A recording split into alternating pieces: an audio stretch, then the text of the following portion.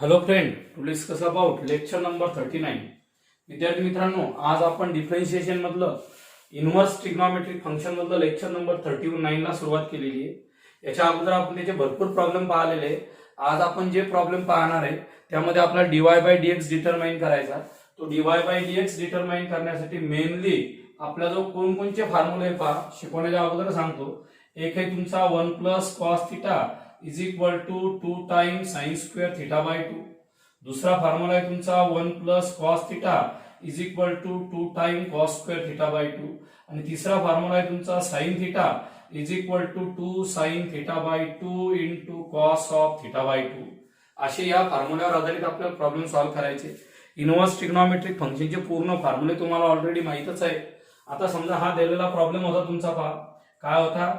y is equal to tan inverse 1 minus cos 3x upon sin 3x.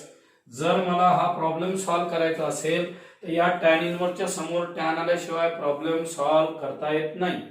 जर मला tan इनव्हर्सच्या समोर tan आणायचं असेल तर मला काहीतरी फॉर्म्युले जनरेट करणे. आता कोणकोणते फॉर्म्युले जनरेट करणे पहा. tan इनव्हर्स समोर tan चालेल किंवा cot चालेल. कमीत कमी tan आणायचा प्रयत्न करतो. y is equal to tan inverse as it is. हा तुमचा जो 1 minus cos 3x आहे याच्या जागी काय येईल पहा. 1 minus cos 3x याच्या जागी येईल तुमचा 2 time sin square 3x by 2. काय आला तुमचा 1 minus cos theta 2 time sin square theta by 2. हा जो तुमचा sin थिटा आहे याच्या जागी आला 2 time sin of 3x by 2 into cos of 3x by 2. पहा विद्यार्थी मित्रांनो, इथं 1 मायनस कॉस थिटा आला. इथं साइन 2 थिटाचा formula 2 sine theta. Sine theta असेल तर 2 sine theta by 2 cos theta by 2. 2 theta असेल तर थिटा, एवढं सांगायची गरज नाही तुम्हाला. आता 3x असेल तर 3x बाय 2 3x बाय 2. हे फॉर्म्युले तुमचे क्लिअर आहे असं इमॅजिन करून मी समोर चाललेलो आहे. या ठिकाणी या 2 ला हा 2, याला हा साइन, गेट कॅन्सल. काय शिल्लक राहते पहा. y is equal to tan inverse, इथं आलं माझं sin 3x by 2 upon cos 3x by 2. इथं आलेले माझं tan inverse sin 3x by 2 upon cos 3x by 2. याचं उत्तर येते माझं tan 3x by 2. Bye using the inverse trigonometric function किंवा इनव्हर्स ट्रिग्नॉमेट्रिक फंक्शनची property tan inverse tan gate cancel. इथं काय आलं तुमचं 3x by 2. याचा डेरिव्हेटिव्ह आला तुमचा dy by dx बरोबर 3 by 2 into d dx of x must be equal to 3 by 2. 101% तुम्हाला प्रॉब्लेम समजला, पण एक्झामच्या दिवशी तुम्हाला फॉर्म्युला आठवला पाहिजे. जर तुम्हाला फॉर्म्युला आठवला तर प्रॉब्लेम सॉल्व्ह करता येईल, नाही प्रॉब्लेम रॉंग होण्याचे चान्सेस जास्त असतात. म्हणजे टॅन इनव्हर्स समोर टॅन आणण्यासाठी तुम्ही फॉर्म्युला लावला. अशाच प्रकारचा तुम्हाला होमवर्क देतो मी या ठिकाणी. तुम्ही कित्येक होमवर्क तयार करू शकता.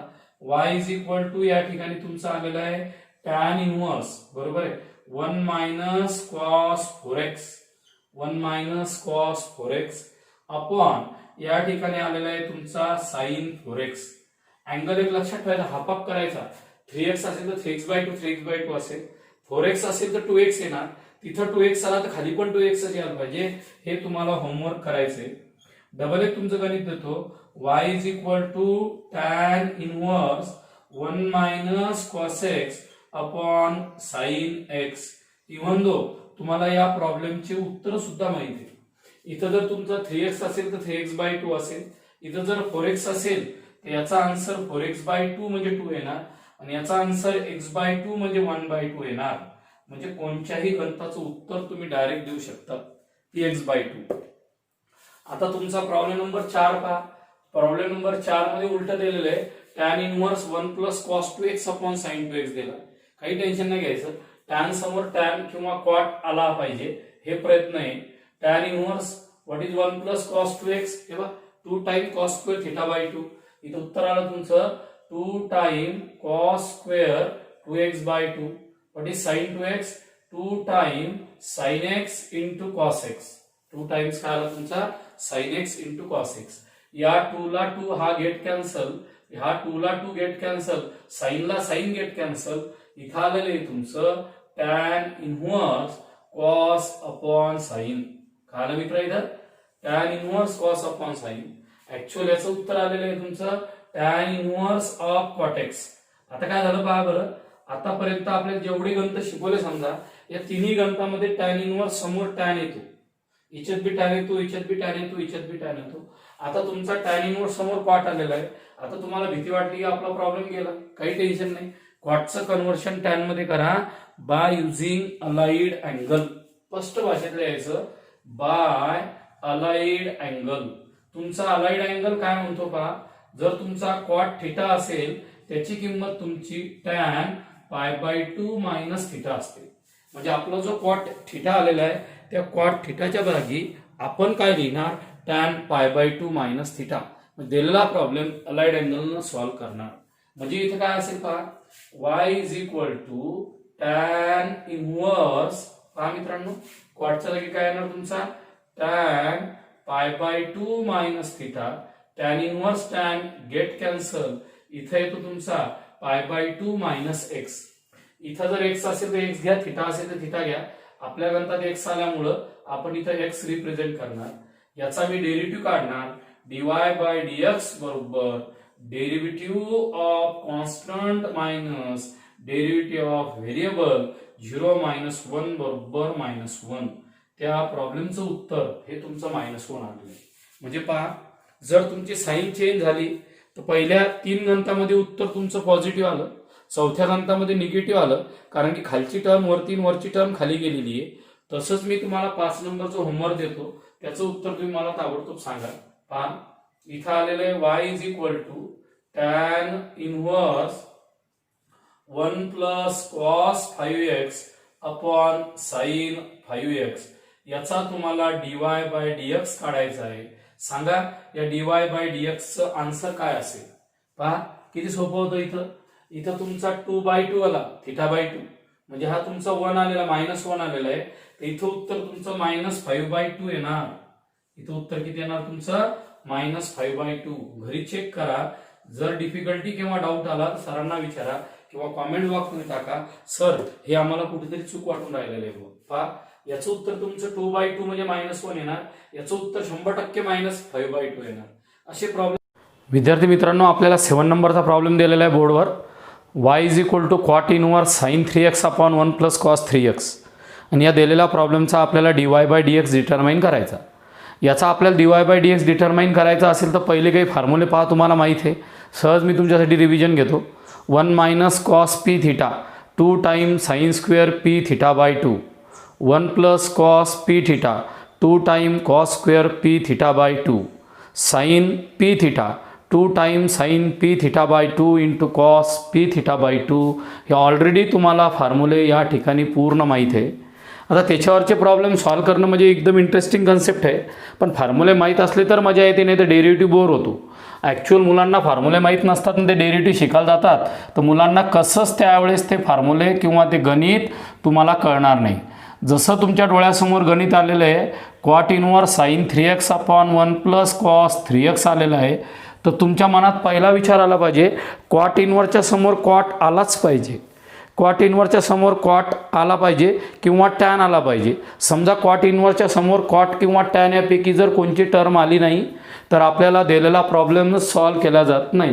पहिले प्रायमरी नियम आहे. मग आता तुमचा जो कॉट इनव्हर्स आहे तो कॉट इनव्हर्स जसाच्या तसा. What is the value of sine 3x 2 time sine 3x/2 into cos 3x/2. ज्या मुलांचा फॉर्म्युले चांगले त्याला सांगण्याचीच गरज पडत नाही, साइन थिटाचा फॉर्म्युला यूज केला. या ठिकाणी 1 प्लस कॉस 3x याचं उत्तर असते 2 टाइम कॉस स्क्वेअर 3x/2. दिलेल्या गणितामधला 2 get cancel, cos get cancel. इथं उत्तर आलेलं आहे माझं cot inverse sine 3x upon cos 3x/2.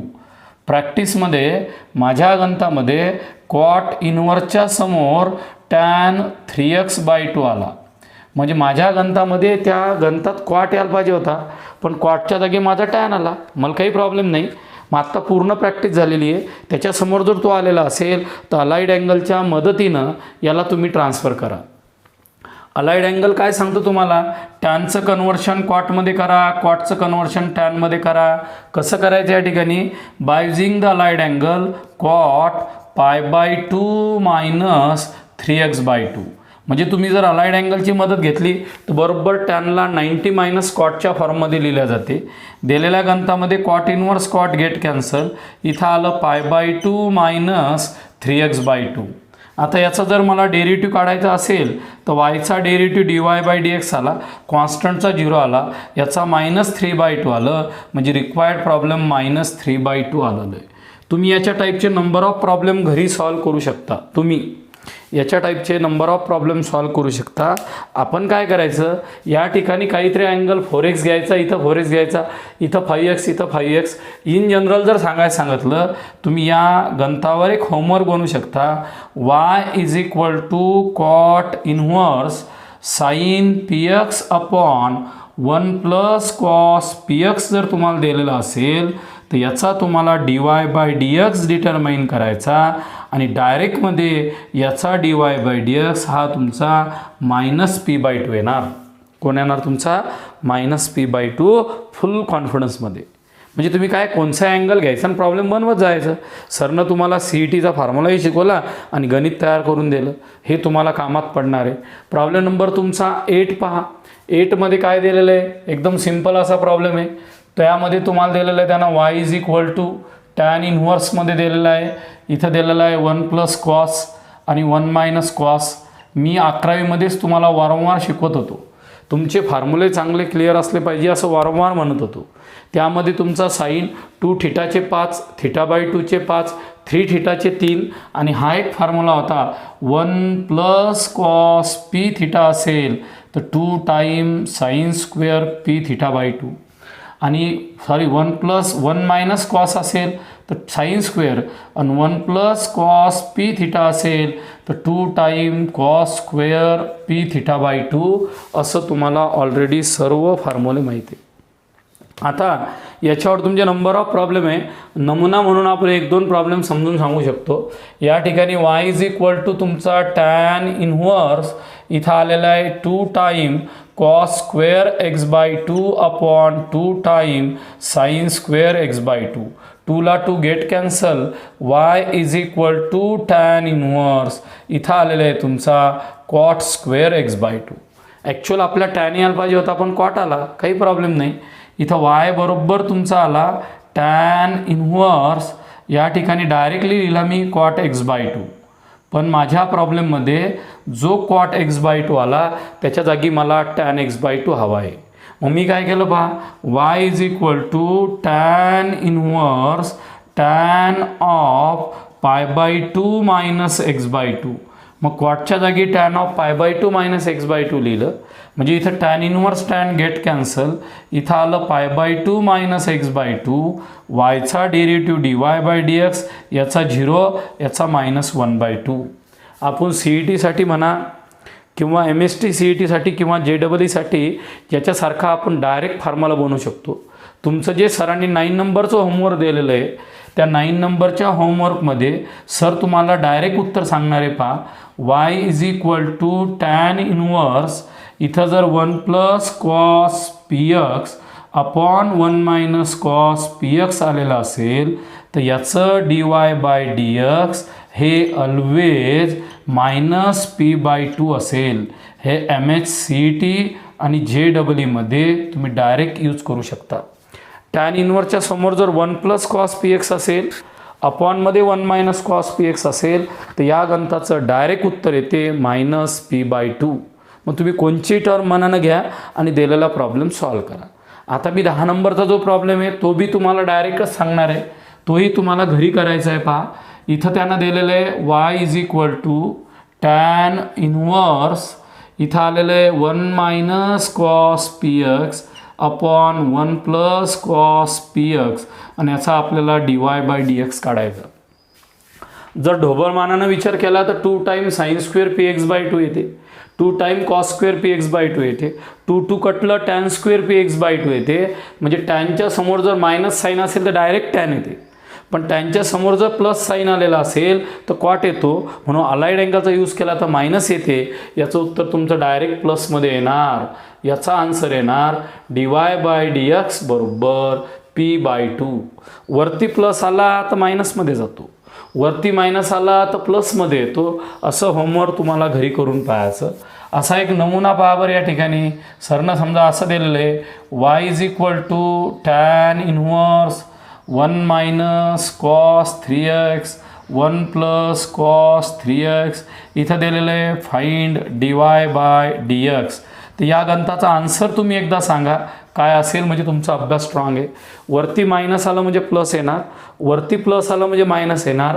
म्हणजे याचं आन्सर आलं पाहिजे dy/dx बरोबर 3/2. 100% तुम्हाला जर उत्तर देता आलं तर तुमचा अभ्यास एकदम स्ट्रॉंग आहे. तुम्हाला जर उत्तर देता नाही आलं तर तुमचा अभ्यास स्ट्रॉंग नाही, कुठेतरी तुम्ही चुका करतात. प्रॉब्लेम नंबर तुमचा 9 झाला, प्रॉब्लेम नंबर तुमचा 10 झाला, प्रॉब्लेम नंबर तुमच्या 11वर तुम्ही लक्ष द्या. 11मध्ये दिलेलं आहे y = tan inverse cosec x + cot x. मी हमेशा तुम्हाला बोलतो की मॅथमॅटिक्स आपल्याशी बोलते, पण काही काही मुलांना पटते, काही काही मुलांना पटत नाही. ज्या मुलांना पटते आपल्याला मॅथमॅटिक्स बोलते त्याला मॅथमध्ये प्रॉब्लेम येत नाही. टॅन इन्व्हर्स समोर टॅन आला पाहिजे. आतापर्यंतच्या गणितात फॉर्म्युला आला, या गणितात डायरेक्ट फॉर्म्युला येत नाही. मग तुम्ही कोसेकचं कन्व्हर्शन साईनमध्ये करा आणि कॉटचं कन्व्हर्शन तुम्ही साईन कॉसमध्ये करा. ॲटोमॅटिक गणित समजते. पहा गणित काय म्हणते तुम्हाला, तुमचा जो कोसेक आला त्याच्या जागी साईन लिहा, मग इथं आला 1/sin. तुमचा जो क्वाट आला त्याच्याजवळ मी cos/sin लिहा. याच्या पुढं मला शिकवण्याची गरज नाही, तुम्हाला ऐकण्याची गरज नाही. पहा कोसेक म्हणजे 1/sin, क्वाट म्हणजे cos/sin. ही गणिताची भाषा तुम्हाला कळली पाहिजे. मग इथं तुमचं टॅन इन्व्हर्स आला, डिनॉमिनेटर सेम आला, लगेच तुम्ही बोलले सर 1 + cos x, लगेच तुम्ही बोलले या ठिकाणी sin x. झाले. इथं 2 2 4 4 प्रॉब्लेम तयार होतात. x 2x 4x काही घ्या. चला फॉर्म्युला तयार झाला. फॉर्म्युला काय तयार झाला, टॅन इन्व्हर्स इथं तयार झाला 2 टाइम cos² x/2. इथं तयार झाला 2 टाइम sin of x/2 राजू इंटू cos of x/2. 2ला 2 गेट कॅन्सल, कॉसला कॉस गेट कॅन्सल. इथं आलेलं आहे माझं टॅन इन्व्हर्स मापारी cot of x/2.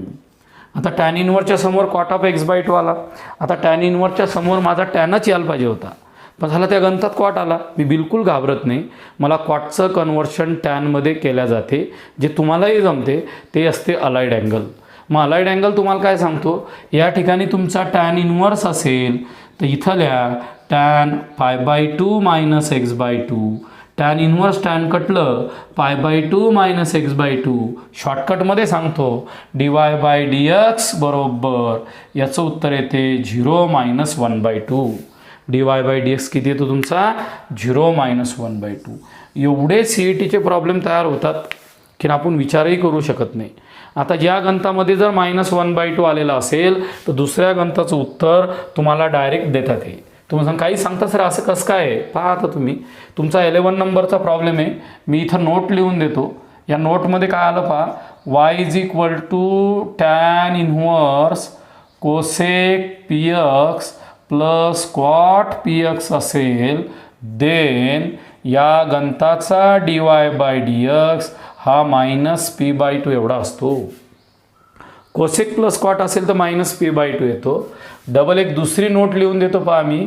याच गणितामध्ये y बरोबर टॅन इन्व्हर्स इथं कोसेक px - cot px आलं तर मग माझ्या साईनमध्ये बदल पडतो.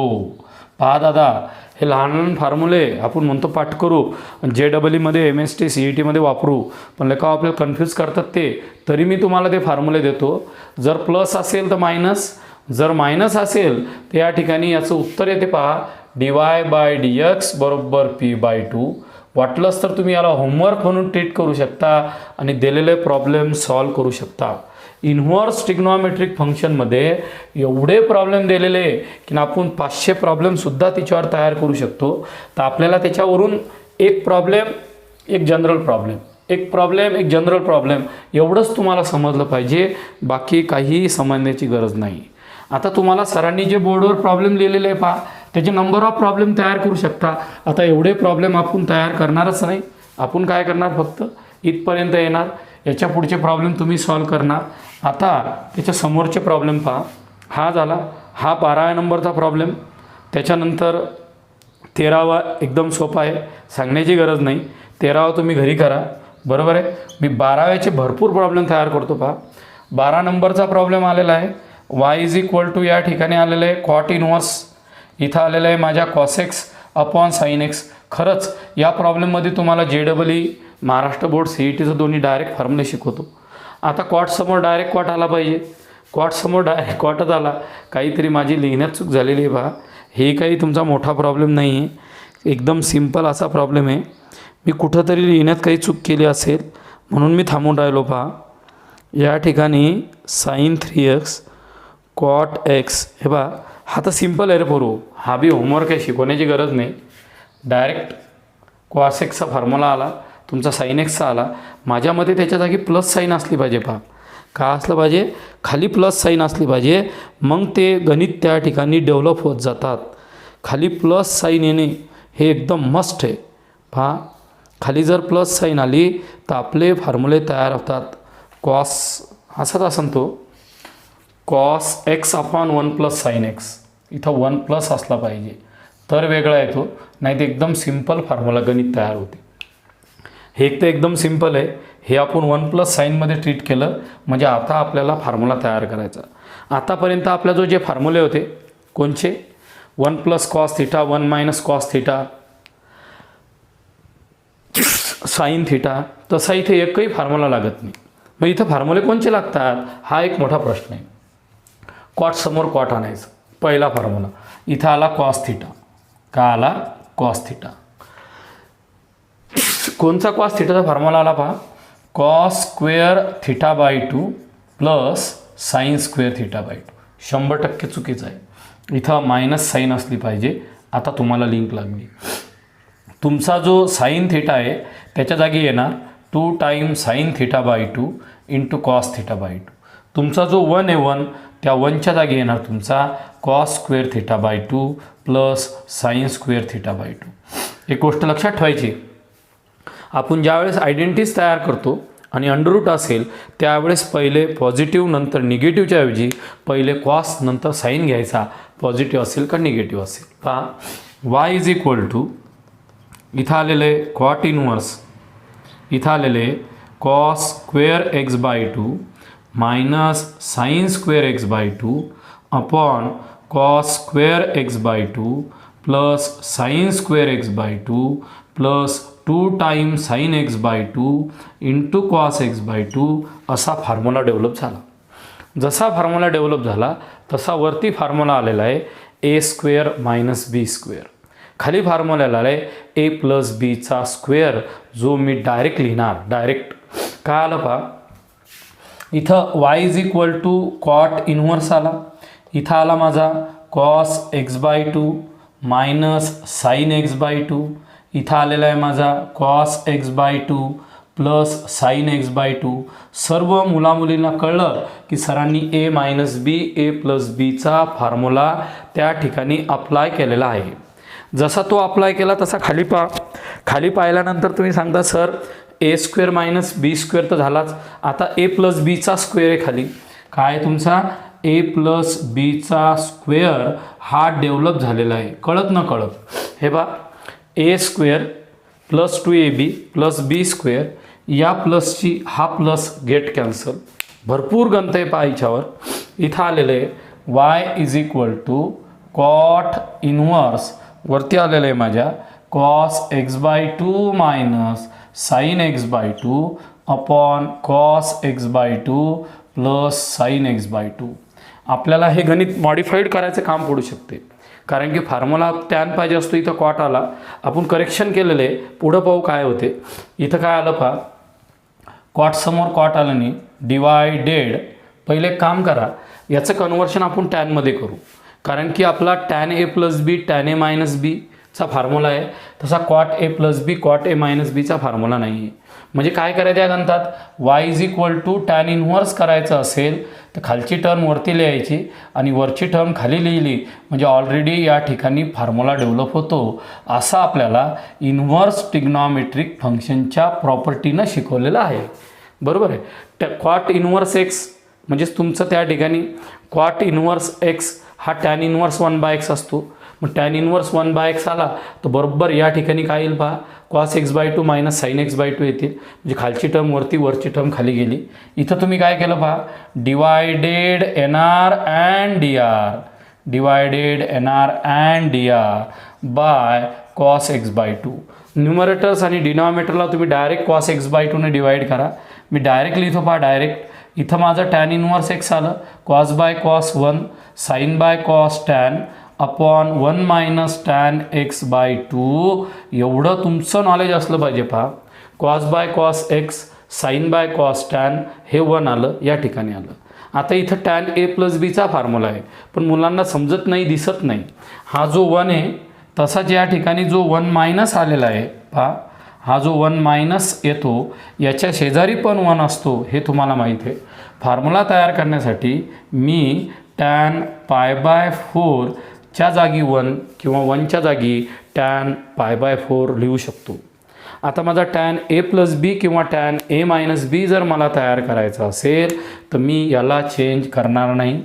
मी चेंज कोणाला करेल पहा, इथं आला माझा टॅन इन्व्हर्स, इथं आलं माझं टॅन π/4, लक्ष द्या, टॅन π/4, इथं आलं प्लस टॅन x/2, इथं माझा 1 जसाच्या तसा आला, इथं आलं माझं मायनस. बरोबर आहे. आणि हा जो 1 दिसतो त्या 1च्या जागी लिहिला मी टॅन π/4 इंटू टॅन x/2. म्हणजे कळत न कळत हे 11वीचे स्टेप चांगले असल्यानं मला फास्ट समजते. तयार झालेले tan A plus tan B upon 1 minus tan A into tan B. This value must be equal to tan of A plus B. याची किंमत तुमची आलेली आहे tan of A plus B. आणि हा तुम्हाला जो tan of A plus B solve करायचा आहे तो कसा असेल पहा, इथं असेल तुमचा y is equal to tan inverse, इथं असेल tan π/4 plus x/2, tan π/4 plus x/2. लगेच या ठिकाणी वाय येतो, tan inverse tan get cancel, इथं π/4 प्लस x/2 याचा डेरिव्हेटिव्ह येतो dy/dx बरोबर 0 plus 1/2 must be equal to 1/2. इथं मुलांच्या डोक्याची कॉईल गरम होते आणि ते म्हणतात सर आम्हाला काहीचे काही शिकून राहिले. आतापर्यंत समजलं आणि हे काय आलं, हा फॉर्म्युला हा फॉर्म्युला हा फॉर्म्युला तुम्हाला समजला पाहिजे. समजा हेच गणित जर असं आलेलं असेल तुम्ही डायरेक्ट उत्तर देऊ शकतात. वाय इज इक्वल टू 13 नंबरचं पहा, टॅन इन्व्हर्स, पाहूवर कोण कोण डायरेक्ट उत्तर देते. तर y is equal to tan inverse, बरोबर आहे. इथं आलेलं आहे माझं 1 प्लस साईन एक्स अपॉन या ठिकाणी आलेलं आहे कॉस एक्स. पहा 1 plus sine x upon cos x जर आलेलं असेल तर या गणिताचं उत्तर तुम्हाला डायरेक्ट देता आलं पाहिजे. आता 1 प्लस साईन एक्स आणि कॉस एक्स आलेला असेल तर वरती येणार कॉस एक्स प्लस साईन एक्सचा वर्ग, म्हणजे या गणिताचं उत्तरसुद्धा तुमचं 1/2च येणार. बरोबर आहे. पण जर समजा 14 नंबरचा होमवर्क दिलेला असेल आणि त्या गणितामध्ये असं आलेलं असेल y is equal to tan inverse 1 minus sine x upon cos x आलेला असेल तर याचा जो डेरिव्हेटिव्ह आहे हो तुमचा -1/2 यायला पाहिजे. तुम्ही या ठिकाणी प्लस मायनस साईनवर कॉन्सन्ट्रेट करा. कोणाचं उत्तर प्लस येते, कोणाचं मायनस येते तुम्ही पहा. नाही तुम्ही म्हणसान सरांनी आम्हाला रॉंग शिकवलं, या ठिकाणी उलटं सुलटं होऊन राहिलं. तुम्ही एक जनरल प्रॉब्लेम नोट म्हणून घरी तयार करायचा, उत्तर तुम्हीच तयार करायचं. जर समजा इथं 1 tan inverse 1 plus sine px असेल अपॉन कॉस px असेल, याचा dy/dx तुम्हाला डिटरमाइन करायचा. त्याच्यानंतर वाय इज इक्वल टू जर टॅन इन्व्हर्स या ठिकाणी इथं 1 minus sine px upon cos px जर असेल तर याचासुद्धा तुम्हाला dy/dx डिटरमाइन करून सॉल्व करायचा, जेणेकरून तुमचा एक्झाममध्ये स्पीड वाढू शकतो. हे 2 जे फिल इन द ब्लँक्स आहे किंवा तुमचं ज्या ठिकाणी सांगितलेलं आहे ॲक्टिव्हिटी दिलेली आहे y is equal to tan inverse 1 plus sine P x upon cos P x. Activity complete करा, खालची ॲक्टिव्हिटी कंप्लीट करा. खरंच त्याचा फॉर्म्युला किती येतो हे तुम्हाला चेक करायचं आहे. आज आपल्याला या टॉपिकमधलं शेवटचं गणिताला सुरुवात करायची. शेवटचं गणित, ते गणित झाल्यानंतर तुमचा या ठिकाणी आजचा कन्सेप्ट, आजचा पिरियड संपून जातो. बाकीचे जे वेगळे प्रॉब्लेम असतील आपण ते नेक्स्ट पिरियडमध्ये या ठिकाणी घेणार आहोत. काय पहा, एकदम सिंपल असा प्रॉब्लेम आहे, फक्त दिसायला एकदम कॉम्प्लिकेटेड आहे.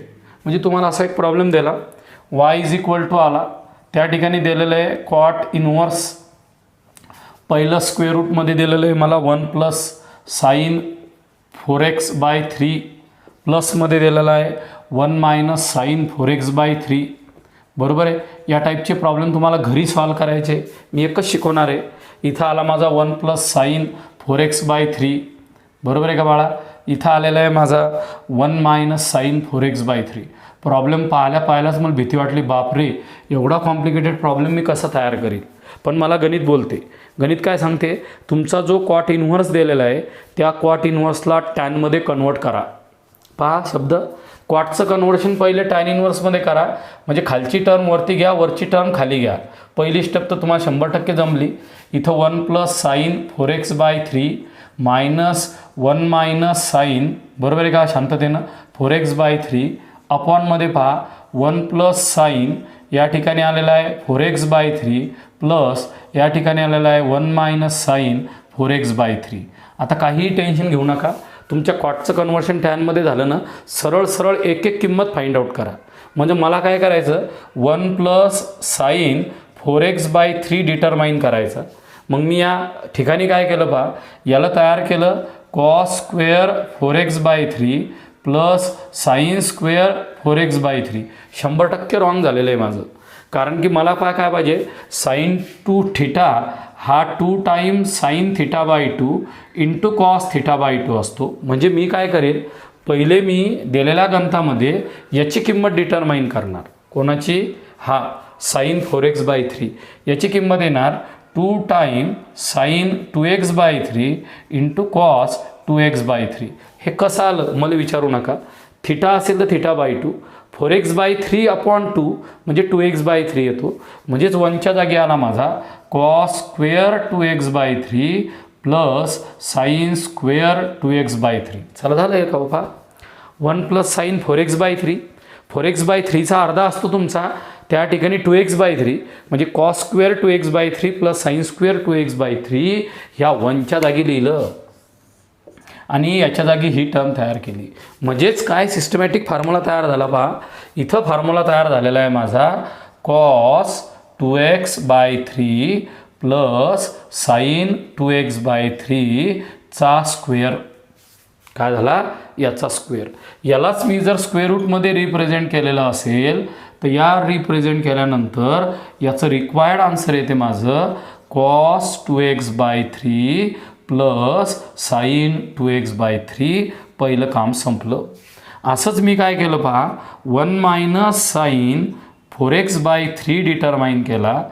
योगायोगानं त्याचं उत्तर असं आलं कॉस 2x/3 मायनस 2x/3. समजून सांगण्याची गरज नाही. इथं तेच येईल, इथं तेच येईल, या प्लसच्या जागी मायनस येईल, म्हणजे इथं मायनस येणार. हे 100% तुम्हाला कळालं. देअरफॉर उत्तर काय आलं पहा. एवढा मोठा प्रॉब्लेम एकदम इझियर मेथडनं सॉल्व केला आपण. हा जो 1 प्लस साईन 4x/3 आहे त्याच्या जागी आलं cos 2x/3 plus sine 2x/3. वरची मायनस साईन जशीच्या तशी, साईन 1 मायनस साईन 4x/3च्या जागी आलं cos 2x/3 minus sine 2x/3. काही लोड घेऊ नका, एकदम शांततेनं प्रॉब्लेम सॉल्व करा. ब्रॅकेटकडे लक्ष द्या. याचीही किंमत आली, याचीही किंमत आली. मायनस साईनवर दुर्लक्ष करू नका. इथं आलेलं आहे माझं cos 2x/3 plus sine 2x/3. हे बघा, हे इथं प्लस इक्वेशन 1 किती आलेलं आहे माझं cos 2x/3 minus sine 2x/3. एकदम शांततेनं मायनस साईनला मी ठरवून ब्रॅकेट टाकला, प्लस साईनला टाकला नाही. इथं साईन माझा गेट कॅन्सल झाला. साईन साईन माझा गेट कॅन्सल झाला. एक स्टेप मी शिल्लक घेतली. प्रॉब्लेम पाहिल्यानंतर अक्षरशः भीती वाटली मला, एवढा मोठा प्रॉब्लेम तयार कधी करू. पण जेव्हा जसा हात लावला तसं एकदम सोपं झालं. इथं काय झालं बा, हा कॉस आणि हा कॉस गेट कॅन्सल डायरेक्टली लिहितो, तेवढं नॉलेज आहे तुमच्याजवळ. हा कॉस आणि हा cos get cancel. Minus of minus किती आला, प्लस.